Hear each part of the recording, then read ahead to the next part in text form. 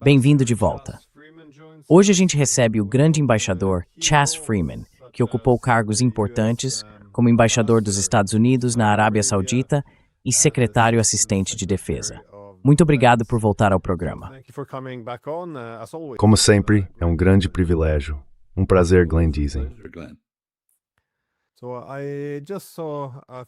Acabei de ver, há poucos minutos, que o Trump postou no Truth Social, dizendo que o Estreito de Hormuz está agora aberto e que os Estados Unidos vão restabelecer o bloqueio aos navios iranianos no Estreito de Hormuz.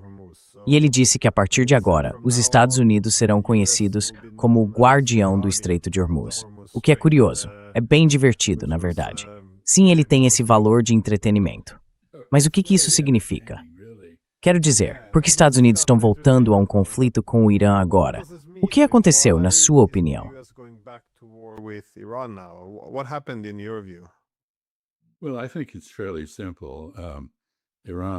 Olha, eu acho que é bem simples. O Irã realmente conseguiu o controle do Estreito de Hormuz. Os Estados Unidos basicamente reforçaram isso com o bloqueio. O memorando de entendimento que foi assinado reconheceu na prática que o Irã tinha o controle do estreito e colocou sobre o Irã a responsabilidade de permitir o tráfego de navios por um período de 60 dias. Durante esse tempo, as duas partes negociariam vários temas: o Líbano, um cessar-fogo, a liberação de alguns ativos iranianos bloqueados e, mais adiante, o programa nuclear e algum tipo de entendimento sobre isso. Então esse era o quadro de uma negociação que acabou desmoronando quase de imediato, porque ficou claro que os Estados Unidos não aceitavam o controle iraniano sobre o Estreito de Hormuz. E começaram logo a tentar abrir uma segunda rota, fora do controle do Irã, na costa de Omã, em águas relativamente rasas, e passaram a fazer navios cruzarem por ali com os transponders desligados.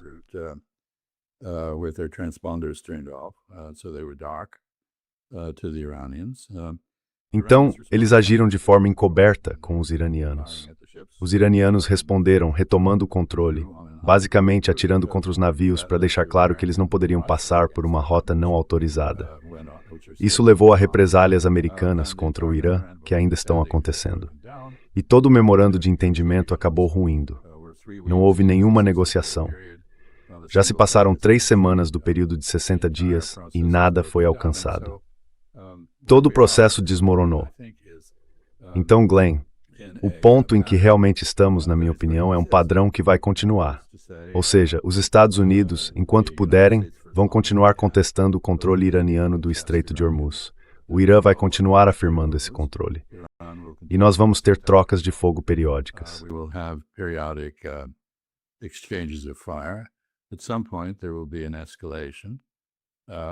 Em algum momento vai haver uma escalada. Eu esperaria que os iranianos, em algum ponto, acabassem atendendo aos israelenses, que querem muito fazer parte da guerra americana contra o Irã, atacando Israel novamente. Por enquanto, eles não estão fazendo isso. Acho que principalmente porque entendem que isso agradaria o primeiro-ministro Netanyahu, se fossem trazidos de volta para a guerra de alguma forma. Enquanto isso, porém, eles estão atacando o que restou das bases americanas na região, no Kuwait, no Bahrein e na Jordânia, e ao que tudo indica, não mais nos Emirados Árabes Unidos, nem no Catar. Eles chegaram a atacar o Catar uma vez, na base aérea de Al-Udeid, que aparentemente tinha sido parcialmente destruída e depois reconstruída, depois de já ter sido atacada antes.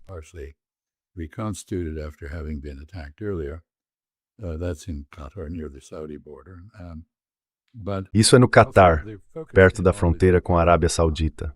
Mas eles também concentraram os ataques em todos esses locais, em radares, equipamentos de apoio e depósitos de munição. No caso do Kuwait, afirmam que destruíram alguns obuseiros de longo alcance e também sistemas HIMARS. Então os dois lados estão tentando reduzir a capacidade do outro de fazer represálias, de continuar a guerra. E nesse confronto, o Irã claramente leva vantagem. Primeiro, porque está jogando em casa.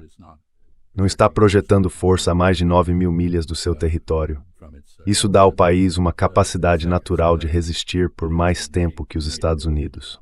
Segundo, o Irã está em situação bem melhor quanto ao desgaste do seu armamento. Ele não tem como interceptar mísseis e bombas americanas. American missiles and bombs. It just has to take that punishment. Ela simplesmente tem que aguentar esse castigo. Do lado americano, leva muito mais tempo para construir um interceptador de mísseis de qualquer tipo, 2 anos ou mais, do que os iranianos levam para fabricar mísseis. Então, na prática, eles estão aumentando o estoque de mísseis e drones, enquanto os Estados Unidos estão esgotando o deles.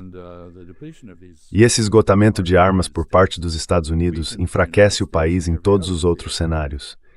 Seja no teatro europeu, com o fornecimento de armas para a Ucrânia, por meio de compradores europeus, ou em uma possível crise envolvendo Taiwan, na região do Pacífico Asiático.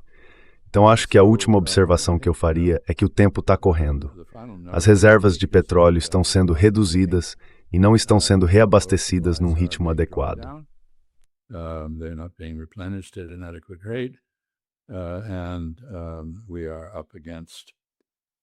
E estamos enfrentando, em especial, uma escassez de petróleo pesado nos Estados Unidos. Isso vai levar a uma queda na produção tanto de querosene de aviação quanto de diesel, o que pode paralisar o nosso sistema de transporte interno. Donald Trump optou por continuar a guerra que ele, de forma imprudente, começou com Israel. Mas há uma dúvida real sobre por quanto tempo ele consegue sustentar isso. À medida que a economia mundial e a americana sentem o impacto do fechamento do estreito, que, ao contrário do que ele afirma, está praticamente bloqueado. E se ele realmente restabeleceu o bloqueio americano, então o estreito está fechado pelos dois lados, pelos iranianos e pelos Estados Unidos. Então acho que podemos esperar preços de energia mais altos, o que é ótimo para a Noruega, por um bom tempo ainda.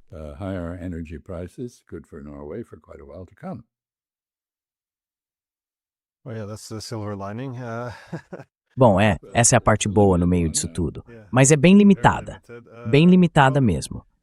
Então, de novo, os Estados Unidos, como você disse, decidiram voltar à guerra. Podem decidir reduzir o conflito de novo se as coisas piorarem, talvez retomar as negociações e depois voltar à guerra. Também podem pensar em escalar ainda mais. Mas a suposição, o tempo todo, é que os iranianos vão ficar passivos e deixar que os Estados Unidos assumam o controle, basicamente entregando a eles o poder de decidir o nível de escalada. Parece que isso é... Bom, não estou dizendo que é isso que você está dizendo, mas parece que pode ser uma suposição feita em Washington.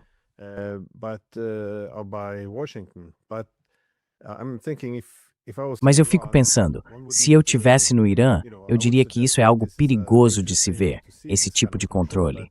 Eles deveriam, ou pelo menos poderiam, considerar uma escalada se quiserem. Eles podem, por exemplo, mirar em petroleiros americanos na região, em bases, em ativos econômicos. Quer dizer, há muita coisa que eles poderiam atingir. A gente está, de certa forma, dentro do alcance deles. Eu imagino que eles não queiram provocar uma retaliação dos Estados Unidos contra, digamos, a ilha de Karg ou outras instalações energéticas críticas.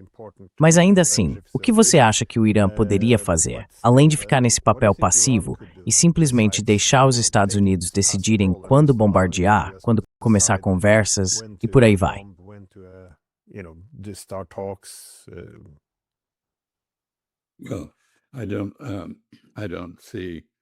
Olha, eu não vejo nesse momento nenhuma base para retomar as conversas. O que vem de Washington e do governo Trump é, na verdade, uma declaração meio lamentável e patética de que eles esperam que o Irã se renda. Então fica muito claro que o governo Trump quer dizer com trazer o Irã à mesa de negociações é, na prática, trazer o Irã para assinar um documento de rendição. E isso simplesmente não vai acontecer. O Irã tem várias opções militares, inclusive atacar os navios que estão ali no Golfo de Omã e no Mar da Arábia, coisa que até agora só fez de forma simbólica. Ele pode aumentar a aposta.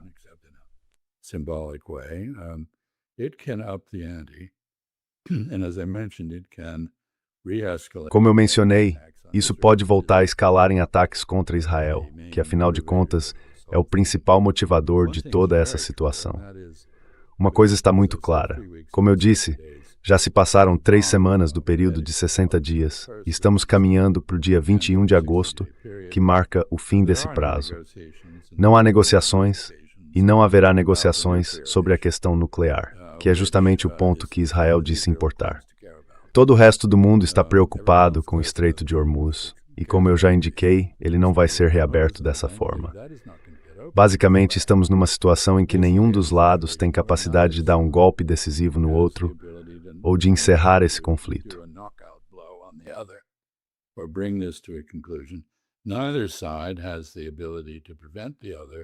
Nenhum dos lados tem como impedir o outro de interferir no tráfego no Estreito de Hormuz. Mas o Irã está em uma posição melhor por causa da sua localização geográfica e do seu arsenal de drones baratos e mísseis eficazes do que os Estados Unidos. Eles estão fortalecendo suas forças, enquanto os Estados Unidos estão reduzindo as suas. Então, até quando isso pode continuar? De novo, é basicamente uma disputa para ver, com os dois lados figurativamente debaixo d'água, quem consegue prender a respiração por mais tempo. E eu acho que a resposta, muito provavelmente, é o Irã. Então Donald Trump, para fazer um trocadilho, está numa camisa de força. Ele mesmo se colocou nessa camisa de força. Ele não quer e não pode se mover.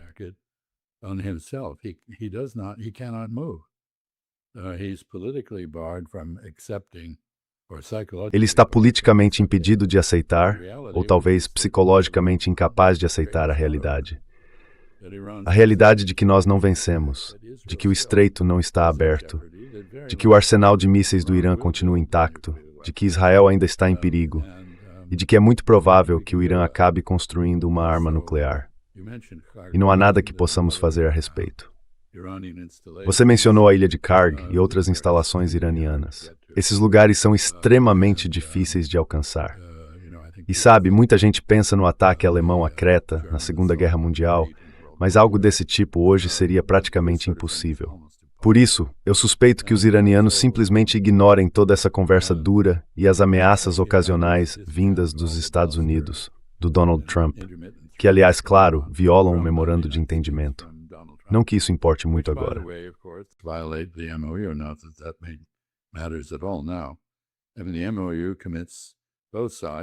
Quer dizer, o memorando de entendimento compromete os dois lados a se absterem de ameaças de uso da força ou do próprio uso da força. E ele não diz nada sobre os Estados Unidos terem um papel na gestão do Estreito de Hormuz. Esse seria um tema de discussão durante os 60 dias. Então isso é realmente ruim. Isso vai continuar, mais pessoas vão morrer, mais danos vão acontecer e mais gastos vão surgir.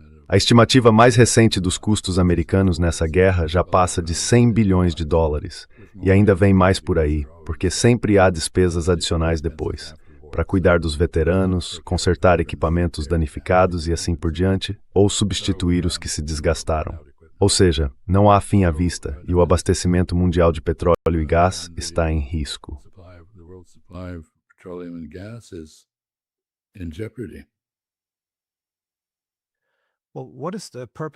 Bom, então qual é o objetivo disso? Como você disse, nenhum dos lados consegue dar um golpe decisivo no outro. Isso é só uma tentativa de enfraquecer o adversário para negociar em condições mais favoráveis? Ou será que, no fim das contas, não existe uma estratégia mesmo?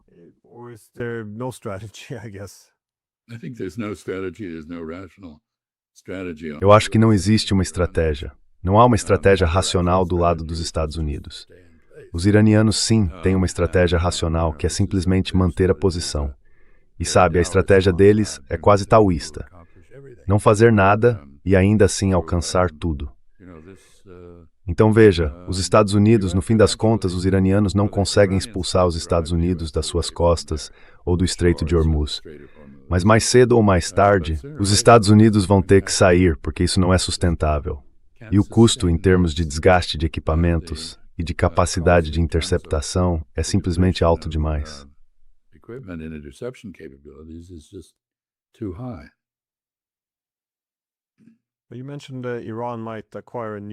Você mencionou que o Irã pode vir a adquirir uma arma nuclear. Eu sempre achei que o principal motivo para eles não fazerem isso é que seria algo, bem, que se espalharia. As armas nucleares se espalhariam pela região, e isso acabaria enfraquecendo a própria segurança do Irã.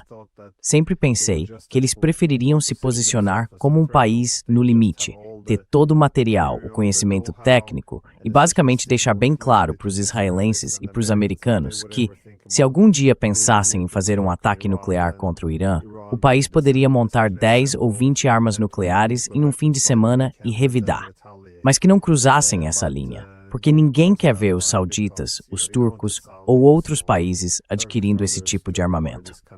Por outro lado, eles precisam de um poder de dissuasão, porque sem isso, essa situação pode continuar por anos, com ataques aleatórios contra os iranianos a qualquer momento. Just randomly attacking the Iranians at any point. I think you correctly define the choice.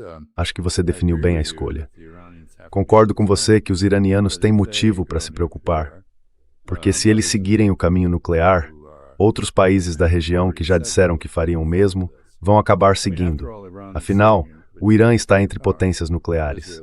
Israel é uma potência nuclear. O mediador nesse processo, o Paquistão, também é uma potência nuclear. E o Irã já foi atacado por potências nucleares. Os Estados Unidos e Israel, duas potências nucleares. E nós eliminamos toda a camada de liderança que mais se opunha, por motivos religiosos, ao desenvolvimento de armas de destruição em massa. The development of weapons of mass destruction. In the new government, the new regime, or the revised regime in No novo governo, Iran is much o novo regime, ou o regime revisado, no Irã, é muito mais militarista e nacionalista e menos religioso em seu caráter, apesar do uso da religião e das cerimônias fúnebres espetaculares para o líder supremo assassinado. Eu não acho que o círculo interno que está definindo as políticas esteja fazendo isso com base religiosa ou teológica, mas sim com base em decisões pragmáticas. Então, por um lado, eles obviamente têm que encarar a realidade de que, se o Irã se tornar uma potência nuclear, os sauditas também vão, os turcos também, e muito provavelmente os egípcios.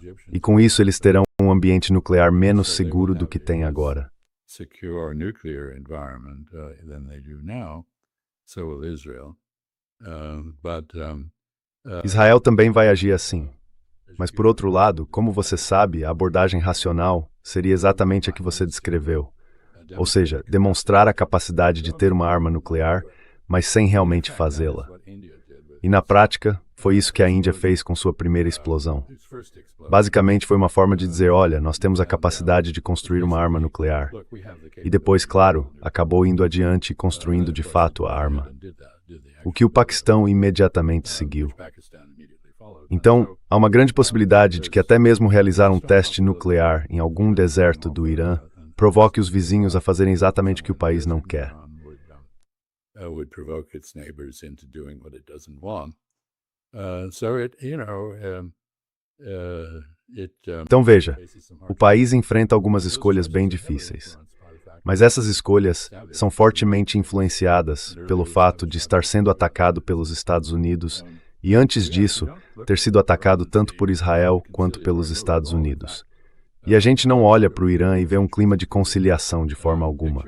Na verdade, parte das cerimônias fúnebres incluía fotos de Donald Trump, Laura Loomer e outras pessoas com alvos desenhados sobre a cabeça. E eu acho que está muito claro que o público iraniano, grande parte dele, talvez quase todo, quer vingança pelo que viveu, pela perda de seus líderes, pela destruição de suas instalações militares e pelas ameaças de destruir a infraestrutura civil, algumas delas já parcialmente cumpridas. Então é isso, é onde estamos agora. So, you know, here we are. If you may remember the saga of Salman Rushdie. Se você lembra da história do Salman Rushdie, ele foi declarado apóstata e digno de morte. Teve que viver praticamente escondido por anos, com medo de ser assassinado. Mas isso aqui é uma situação diferente. Os alvos de assassinato agora incluem o Benjamin Netanyahu. No passado, o Irã sofreu vários assassinatos cometidos por israelenses, mas até onde eu sei, nunca realizou assassinatos de israelenses. E agora, aparentemente, passou a considerar isso uma política legítima. É uma mudança preocupante, que pode ou não ser permanente, mas eu acho que provavelmente é. Então, qualquer coisa que os Estados Unidos ou Israel façam contra o Irã vai ser revidada. E não apenas de forma proporcional, mas de maneira desproporcional. Porque os iranianos adotaram o padrão israelense de retaliação desproporcional como o deles. Retaliation is their own. This is, of course, contrary to international law, but one never hears. Isso é claro contrário ao direito internacional. Mas hoje em dia quase não se ouve falar em direito internacional. Veja só, Depois de conduzir uma guerra de agressão, que é a maior violação possível do direito internacional, os Estados Unidos virem citar a Convenção das Nações Unidas sobre o Direito do Mar, sobre a gestão dos estreitos, sendo que nem sequer conseguimos ratificar essa convenção. É realmente impressionante. Lembra aquela história famosa do garoto que matou os pais e depois pediu clemência ao tribunal porque era órfão? É simplesmente absurdo. Não tem o menor sentido. This is just preposterous. Has no appeal at all. Well, one of the key. It seems like, of Bom, course, um dos Israel is pontos one of the principais. main obstructions Parece que, claro, to Israel é um dos grandes obstáculos para se chegar a alguma paz. Não estou dizendo que os Estados Unidos não tenham seus próprios interesses em eliminar o Irã e reafirmar sua influência na região. Mas, obviamente, os israelenses são, digamos, um obstáculo ainda maior para conseguir, ou melhor, para colocar em prática o memorando de entendimento. Mas como você vê o papel de Israel agora? Isso é basicamente uma tentativa de levar os Estados Unidos de volta para a guerra? Ou eles estão tentando talvez eliminar o Hezbollah enquanto os iranianos estão distraídos? O que exatamente os israelenses estão fazendo nesse momento? What is it that the Israelis are doing here? Because, again, if you would go to Porque, de novo, se a gente pensar numa estratégia racional, quer dizer, se eu fosse israelense, eu olharia para a perda de poder relativo, pelo menos dos Estados Unidos na região, e chegaria à conclusão de que aqueles últimos 30 anos em que basicamente eu podia fazer o que quisesse porque os Estados Unidos estavam me apoiando, esse tempo está chegando ao fim. Então, agora seria a hora de buscar um bom acordo diplomático para não acabar isolado, cercado de inimigos, com raiva, sem nenhum tipo de solução política. Mas não parece que é para esse caminho que eles estão indo. but it doesn't seem that's the direction they're headed. Well, it's fairly obvious you're not Israeli. If you're thinking Bom, that way. é bem óbvio que você não é israelense se pensa desse jeito sobre pactos de não agressão, paz, diplomacia e outros aspectos que parecem estranhos de uma política não militar. Quer dizer, o problema básico é que o sionismo é essencialmente incompatível com a não agressão. Desde o começo, foi uma crença e um movimento agressivo, voltado para a remoção de uma população indesejada do território que deseja controlar. E eu não vejo nenhuma mudança nisso. O que está acontecendo agora é que Israel tem vários objetivos.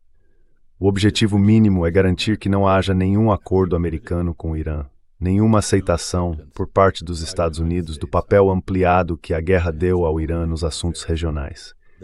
Esse é o objetivo mínimo. Has bestowed on Iran. That is the minimal objective.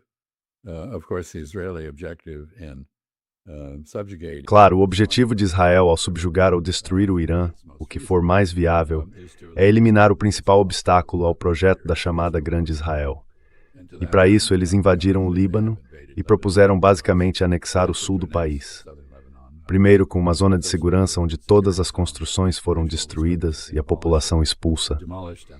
Depois, aos poucos, claro, pretendem se estabelecer e expandir ainda mais suas fronteiras. Acho que eles estão sob certas restrições em relação a bombardear Beirute, por exemplo. Os Estados Unidos, ao que tudo indica, os fizeram recuar nesse ponto.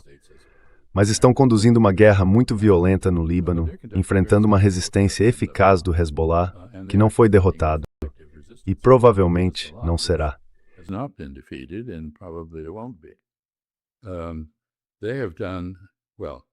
Of course, one of the Eles fizeram, bom, claro, um dos problemas centrais na sobrevivência do memorando de entendimento, e o motivo pelo qual ele não sobreviveu, foi que o J.D. Vance fez nesse memorando acabou sendo desfeito pelo Marco Rubio, num outro memorando de entendimento entre o governo libanês e Israel. Nesse acordo, o governo do Líbano, que não vinha defendendo o próprio país. Sabe aquela piada famosa? Quantos franceses são necessários para defender Paris? A resposta é: ninguém sabe, porque eles nunca tentaram. Pois é, dá para aplicar o mesmo raciocínio ao governo libanês. Quantos soldados do exército libanês são necessários para defender o Líbano? Resposta: ninguém sabe, porque eles nunca tentaram. Então, o que se tem é um cessar-fogo entre duas partes que nem estavam em guerra, deixando de fora o único defensor real da soberania do Líbano, o Hezbollah. defender of Lebanon's sovereignty, Hezbollah, out of it.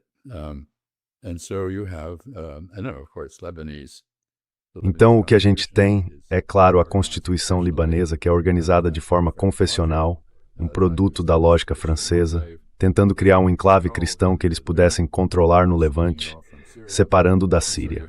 Assim, o país tem um presidente cristão, um primeiro-ministro sunita e um presidente do parlamento xiita. E o presidente do parlamento, Nabi Berri, que representa uma facção xiita diferente do Hezbollah, está alinhado com o Hezbollah em rejeitar totalmente esse acordo, um tanto estranho, do governo libanês, de se unir a Israel para eliminar o Hezbollah e reduzir a influência xiita. Existe um risco muito sério de uma guerra civil no Líbano, algo que Israel ficaria muito satisfeito em ver acontecer. E eu acho que provavelmente ainda não houve uma guerra civil, justamente porque ninguém quer dar esse prazer a Israel. Because nobody wants to gratify Israel in that regard. So that is a total mess. Então isso tudo é uma bagunça completa. E eu não acho que Israel, que já tentou várias vezes conquistar o sul do Líbano, vai conseguir dessa vez. A gente tem eleições chegando em Israel, em outubro, e claramente houve uma ruptura entre os Estados Unidos e Israel. Os vários objetivos que eu mencionei que Israel está perseguindo, seja impedir um acordo com o Irã, garantir que o Irã seja removido como obstáculo à expansão territorial e à subjugação dos vizinhos, ou excluir o Irã de qualquer papel no Líbano, continuam em jogo. Além disso, os israelenses estão dizendo que depois de derrotar o Irã, vão atrás da Turquia. Basicamente com base na ideia que a gente já discutiu antes, de que precisam de segurança absoluta e que só podem alcançar isso por meios militares.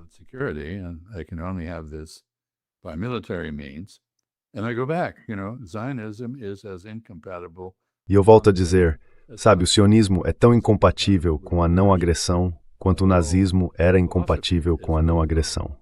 Toda a filosofia é baseada na agressão. Então existe uma incompatibilidade fundamental entre a ideia de qualquer tipo de ordem pacífica na Ásia Ocidental e as aspirações israelenses. E isso está ficando cada vez mais evidente. Eu não sei o que fazer a respeito. Quer dizer, acho que os israelenses precisam resolver a própria política. Talvez resolvam.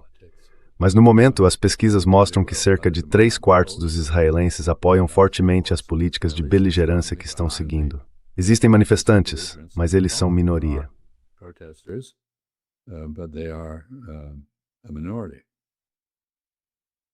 I'm glad you mentioned Turkey. That was on my Que bom que você mencionou a Turquia. Essa era uma das perguntas que eu tinha aqui. A gente ouviu uma hostilidade crescente, especialmente por parte dos israelenses na época, sobre a possibilidade de um conflito com a Turquia. Segundo alguns, eles agora são vistos como uma ameaça maior do que o Irã. O Irã, você quer dizer? Sim, desculpe, uma ameaça maior do que o Irã. Aliás, você também está certo na avaliação sobre o Líbano, na minha opinião. Por quê? Quando os israelenses fecharam aquele acordo com o governo libanês, a mídia israelense foi bem clara, dizendo que isso poderia provocar uma guerra civil entre o governo do Líbano e o Hezbollah. Ou seja, fazer com que os libaneses travem essa luta por eles, basicamente.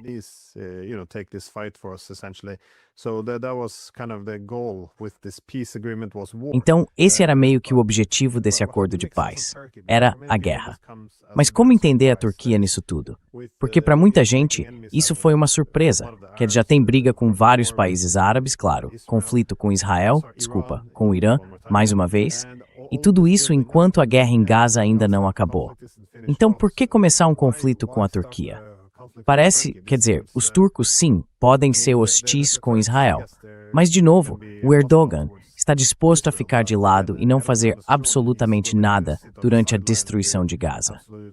Então, por que a Turquia é agora uma ameaça tão grande para Israel?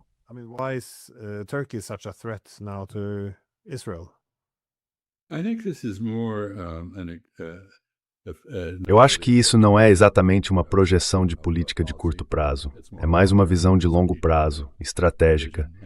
E ela se apoia, claro, em várias bases. Uma delas é simplesmente a essência do Estado de Israel, que foi construído sobre o mito do Holocausto. E quando eu digo mito, claro, o Holocausto aconteceu, mas estou falando do mito como um princípio organizador de uma nação, da origem dessa nação. Então, basicamente, existe a ideia de que o mundo inteiro quer matar judeus, que todos são inimigos dos judeus, e que os judeus que vivem fora de Israel, em lugares como os Estados Unidos, são tolos por se colocarem em risco, porque a qualquer momento, sabe, outros gentios podem se voltar contra eles e, enfim, matá-los.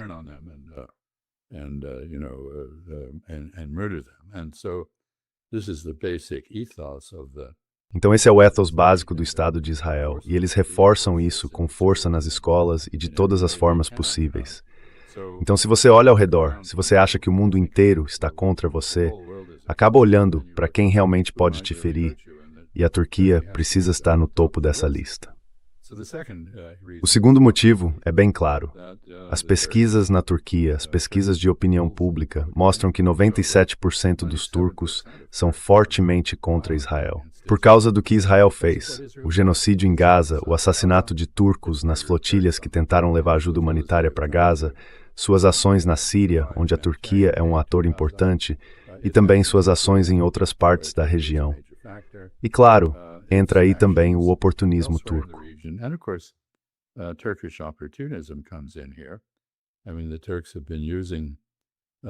Quer dizer, os turcos têm usado muito bem a ameaça vinda de Israel para reconstruir as relações com os países árabes.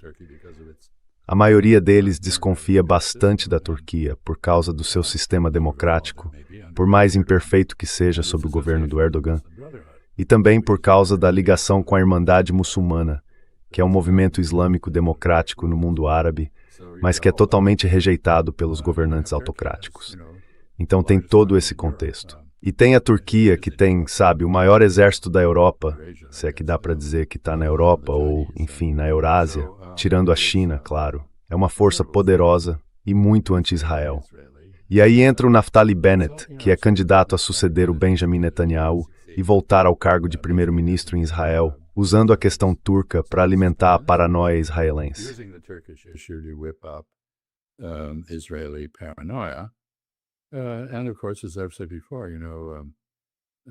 E claro, como eu já disse antes, até os paranoicos têm inimigos, e eles são especialmente bons em criar novos inimigos. Conseguiram transformar a Turquia em uma inimiga, um país que historicamente tinha relações razoavelmente aceitáveis com Israel. Não exatamente cordiais, mas funcionais. Agora, porém, a Turquia é uma oponente declarada de Israel em todas as áreas. Então é por isso tudo, mas eu não acho que isso signifique nada iminente. O Donald Trump chegou a propor que os turcos e o al-Assad, o autoproclamado presidente da Síria, se unissem para eliminar o Hezbollah em benefício de Israel, o que é uma ideia meio maluca, que não vai levar a lugar nenhum. Eu não percebo nenhum entusiasmo de ninguém por essa proposta. Pelo contrário, o Assad já disse que está disposto a sentar e conversar com o Hezbollah. Ou seja, Israel conseguiu transformar toda a região em sua inimiga, inclusive a Turquia.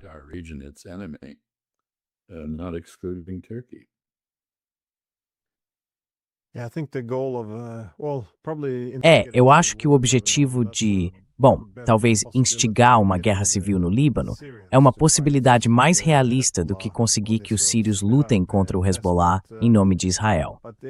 Mas parece haver um problema aí. De novo, eu não quero diminuir, como você disse, o Holocausto, mas quando existe uma identidade baseada na condição de vítima, isso pode acabar alimentando políticas muito agressivas. Porque não são só os líderes. A própria sociedade passa a interpretar os acontecimentos atuais à luz do sofrimento passado. Ou seja, tudo passa a ser visto como autodefesa quando se olha dentro desse contexto histórico. E aí surge uma justificativa moral para qualquer atrocidade. Muitas vezes, a empatia pelos outros diminui, porque se passa a comparar o sofrimento alheio com o próprio sofrimento vivido.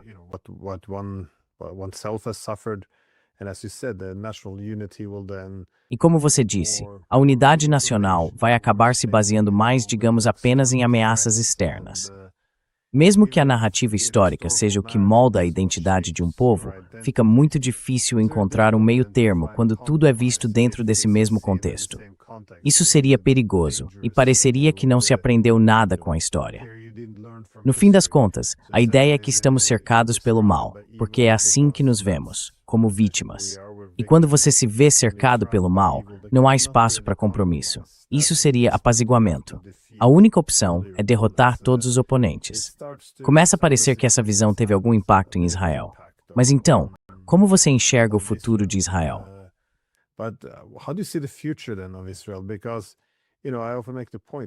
Porque eu costumo dizer o seguinte: a gente fala muito nessa linguagem de ser a favor ou contra isso ou aquilo, mas se Israel começar a entrar num colapso sério, isso pode ser extremamente perigoso para todo mundo. Então eu queria saber como você vê essa situação. Porque não parece que eles estão bem. Quer dizer, parece que em algum momento podem despencar de um penhasco. Eu não sei bem por quê. É instabilidade política interna, algo beirando uma guerra civil? É colapso econômico? É sobrecarga militar? Estarem se estendendo demais? Fico me perguntando. Parece haver muitos problemas e eles se isolaram de forma muito desnecessária nos últimos anos, especialmente perdendo aliados não só na Europa, mas também nos Estados Unidos, de todos os lugares. Eu nunca imaginei na minha vida ver uma reação tão forte contra Israel. Isso é algo bem inédito. Se eu fosse israelense, eu estaria muito preocupado neste momento.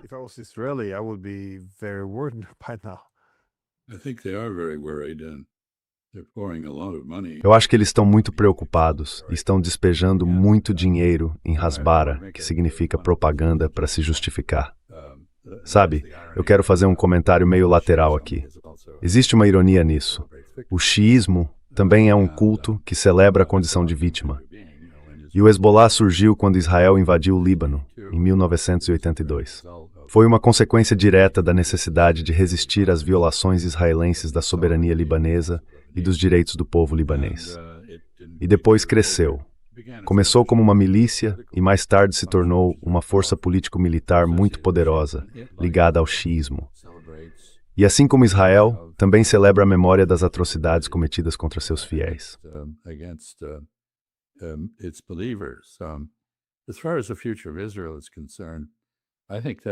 Quanto ao futuro de Israel, eu diria que essa é uma questão muito difícil de responder neste momento.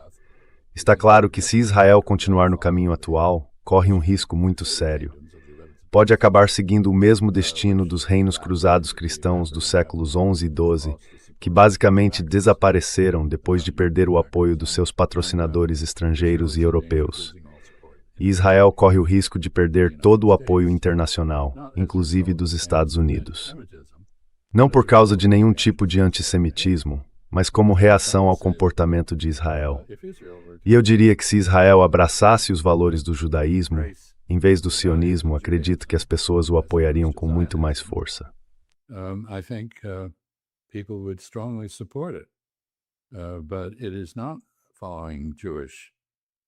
Mas isso não segue a teologia judaica, a não ser por uma versão muito distorcida. A versão que eles apresentam se parece exatamente com a perversão do Islã feita pelo Estado Islâmico. Isso é uma perversão do judaísmo. Se você conversar com judeus no Ocidente, eles não estão interessados em matar pessoas. Não estão interessados em tomar a terra dos outros. Podem até apoiar o Estado de Israel por um sentimento de afinidade e responsabilidade, mas não vivem inseguros. Sabe, eu acho que todo esse abuso israelense da acusação de antissemitismo acabou, na verdade, reavivando o antissemitismo, porque algumas dessas acusações são absurdas. E veja, judeu que se odeia é qualquer judeu que critique Israel. E qualquer pessoa que não seja judia e critique Israel é, pela definição deles, um antissemita.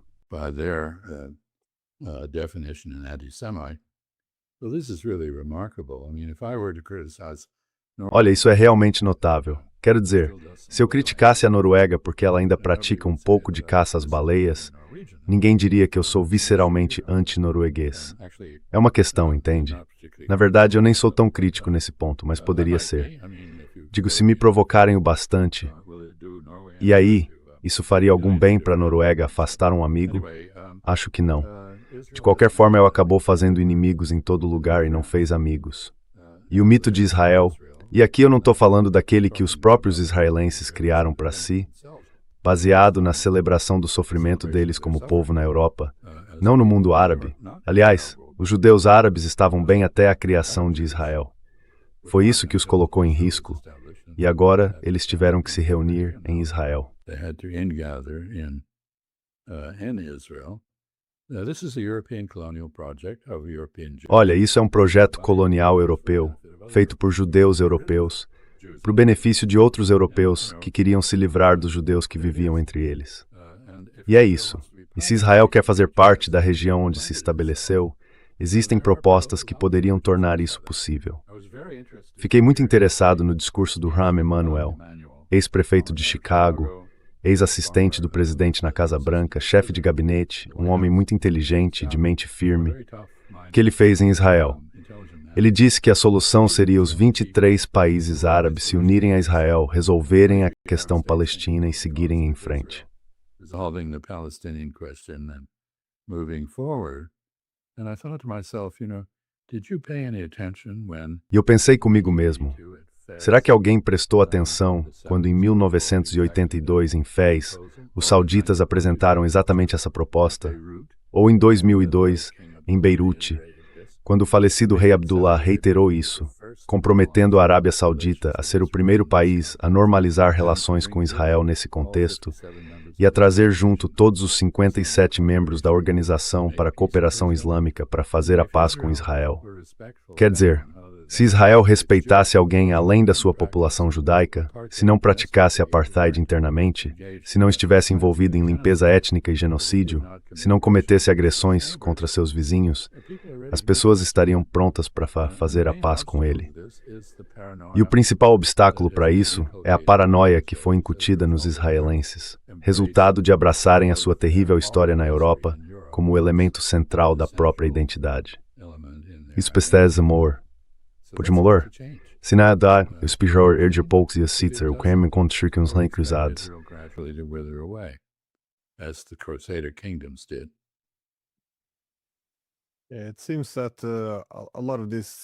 Parece que muitas dessas tentativas de acordos para aproximar árabes e israelenses acabavam tendo uma função de política de blocos, ou seja, criar uma aliança anti-Irã. Mas seria interessante pensar o seguinte. Bom, só para encerrar, você acha que se a guerra acabar agora, os Estados Unidos em algum momento vão ter que aceitar que os iranianos controlam o Estreito de Hormuz, e que é assim mesmo? E aí os países árabes teriam que se reajustar, reconhecendo que talvez não dá para colocar todos os ovos na cesta americana, sabe? Que talvez seja preciso apostar no Irã, que é o cavalo certo nessa corrida, e por isso melhorar as relações com os iranianos.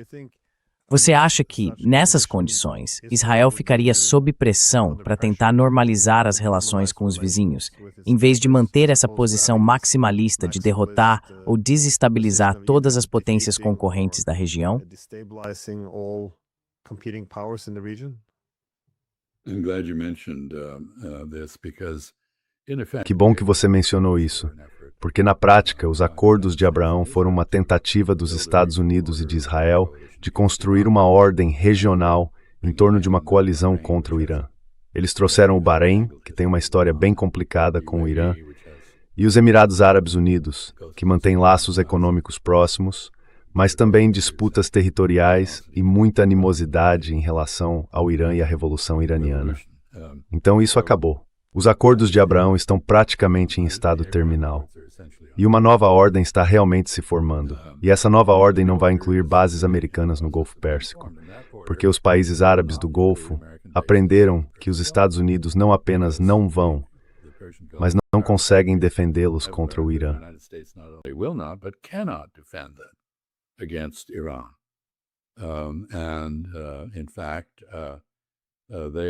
Na verdade, neste momento, eles provavelmente estão até gratos por serem as bases dos Estados Unidos e não as próprias instalações deles, que estão sendo atacadas pelo Irã em represália às provocações americanas.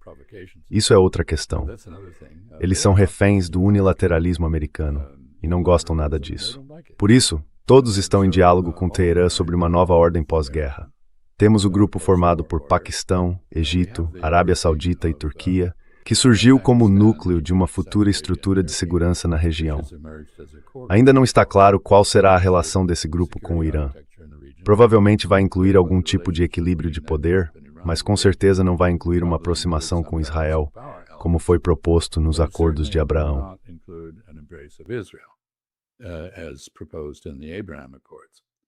And so I think we're seeing the emergence of a new Eu acho que a gente está vendo surgir uma nova ordem de segurança na região, baseada em autonomia estratégica. Essa nova ordem não vai aceitar a ideia de depender de um protetor estrangeiro, seja os Estados Unidos, a China, a Rússia, a Índia ou qualquer outro. Eu não coloco a Europa nesse grupo, porque a Europa continua tão dividida que acaba sendo ineficaz como grande potência, em todos os sentidos, exceto o econômico. Então, sim, eu acho que um dos objetivos de Israel é tentar manter a ordem regional representada pelos Acordos de Abraão. Mas eu não acho que isso seja viável. O que a gente está vendo é essa estrutura sendo substituída por outra coisa, queira ou não. We are seeing that replaced by something else, willy-nilly, and you're quite right, of course. E você tem toda a razão, claro. Em algum momento os Estados Unidos vão se retirar. E o interessante é que os próprios Estados Unidos vivem dizendo que querem se retirar, querem mudar o foco para a Ásia, querem fazer outra coisa, querem sair da Europa, querem sair do Oeste Asiático, querem concentrar a atenção na China como um competidor de igual para igual, o que é outro assunto que a gente deveria discutir, porque eu também não acho que haja muita racionalidade nisso. Mas, de qualquer forma, sim, estamos vendo o surgimento lento de uma possível nova ordem na região, que seria bem diferente daquela que existia antes da guerra.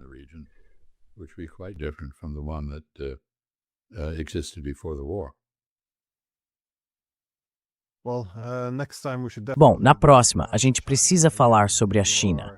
Você esteve lá com o Kissinger nos anos 70 e eu quero muito ouvir sua opinião sobre a China também. Mas enfim, vamos deixar isso para a próxima. Muito obrigado por ter reservado um tempo para conversar. Thank you so much for taking time. Bom, obrigado por fazer o que você faz. You.